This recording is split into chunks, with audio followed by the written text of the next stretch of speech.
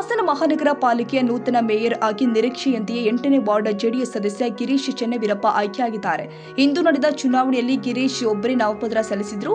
ಚುನಾವಣಾ ಅಧಿಕಾರಿಗಳಾಗಿ ಕರ್ತವ್ಯ ನಿರ್ವಹಿಸಿದ ಮೈಸೂರು ಪ್ರಭಾವಿ ಪ್ರಾದೇಶಿಕ ಆಯುಕ್ತ ವೆಂಕಟರಾಜರವರು ಮಧ್ಯಾಹ್ನ 1:30 ನಂತರ ಅವಿರೋಧವಾಗಿ ಆಯ್ಕೆ ಘೋಷಣೆ ಮಾಡಿದ್ರು. ಅಲ್ಲಿಗೆ ಗಿರೀಶ್ ಅವರೇ ಅಧ್ಯಕ್ಷರಾಗುವುದು ಖಚಿತ ಎಂಬ ಹಲವರ ನಿರೀಕ್ಷೆ ನಿಜವಾಗಿದೆ.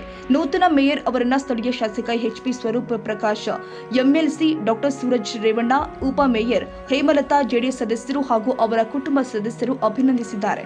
ಈ ಹಿಂದೆ ಮೇಯರ್ ಆಗಿದ್ದ ಎಂ. ಚಂದ್ರೇಗೌಡ ಅವರ ಸದಸ್ಯತ್ವ ಅನರ್ಹಗೊಂಡ ನಂತರ ಖಾಲಿ ಇದ್ದ ಸ್ಥಾನಕ್ಕೆ ಈ ಮೊದಲು ಸೆಪ್ಟೆಂಬರ್ 10ರಂದು ಚುನಾವಣೆ ನಿಗದಿಯಾಗಿತ್ತು. ಆದರೆ ಮೈಸೂರು ಪ್ರಾದೇಶಿಕ ಆಯುಕ್ತರು ವರ್ಗಾವಣೆಗೊಂಡ ಹಿನ್ನೆಲೆ ಇಂದಿಗೆ ಮುಂದೂಡಿಕೆಯಾಗಿತ್ತು. ಕಾಡಿದವನು ಬಾಳೆಹಣ್ಣು ಅಂತ ಹೇಳ್ಬಿಟ್ಟು ಏನು ಗಾದೆ ಇದೆ, ಅದಕ್ಕೆ ಸೂಕ್ತ ಉತ್ತರ ನಾನೇ ಅಂತ ಅಂದ್ಕೊಂಡಿದ್ದೀನಿ. ಏನು ಹಾಸನ ನಗರಸಭೆಗೆ 2018ರಲ್ಲಿ ಚುನಾವಣೆ ನಡೆದಿದ್ದು, ಅದು 7 ವರ್ಷಗಳ ಅವಧಿ ಪೂರೈಸಿದ್ದೀವಿ. ಸರ್ಕಾರ ಇನ್ನೂ ಕೆಲವೇ ದಿನಗಳು ಮಾತ್ರ ಅಂತ ಅದಕ್ಕೆ ಅವಕಾಶ ಮಾಡಿಕೊಟ್ಟಿದೆ.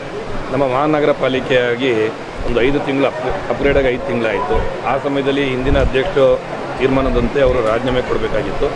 ಆದರೆ ಅವರು ರಾಜೀನಾಮೆ ಕೊಡದಲೇ ಇದರಿಂದ ಒಂದು ತಾಂತ್ರಿಕ ಅಡಚಣೆ ಉಂಟಾಗಿ ಸ್ವಲ್ಪ ಲೇಟಾಗಾದರೂ ನನಗೆ ಅವಕಾಶ ಮಾಡಿಕೊಟ್ಟಂತಹ ಸನ್ಮಾನ್ಯ ಶ್ರೀ ಎಚ್.ಡಿ. ದೇವೇಗೌಡ ಸಾಹೇಬ್ರ ಕುಟುಂಬ, ಸನ್ಮಾನ್ಯ ಶ್ರೀ ಎಚ್.ಡಿ. ರೇವಣ್ಣ ಸಾಹೇಬ್ರ ಕುಟುಂಬ, ಭವಾನಿ ಮೇಡಮ್, ಡಾಕ್ಟರ್ ಸೂರಜ್ ರೇವಣ್ಣ ಅವರು, ಅದೇ ರೀತಿ ಶ್ರೀ ಎಚ್.ಎಸ್. ಪ್ರಕಾಶ್ ಅವರ ಕುಟುಂಬ ಮತ್ತು ಸ್ವರೂಪ್ ಪ್ರಕಾಶ್ ಅವರ ಕುಟುಂಬ, ಎಲ್ಲ ನಮ್ಮ 35 ಜನ ಸದಸ್ಯರುಗಳು, ಅದೇ ರೀತಿ ನಮ್ಮ ಜೆಡಿಎಸ್ ಪಕ್ಷದ ನಾಯಕರು ಸೋಮನಹಳ್ಳಿ ನಾಗರಾಜ್ ಆಗಿರ್ಬೋದು, ಸ್ವಾಮಿಗೌಡರಾಗಿರ್ಬೋದು, ಜಯರಾಮ್ ಅವರಾಗಿರ್ಬೋದು, ಇನ್ನೂ ಅನೇಕ ಜನರು ಪ್ರತ್ಯಕ್ಷವಾಗಿ ಪರೋಕ್ಷವಾಗಿ ಸಹಾಯ ಮಾಡಿದ್ದಾರೆ ಈ ಒಂದು ಅಧ್ಯಕ್ಷ ಮೇಯರ್ಗಿರಿ ತಲುಪೋದು.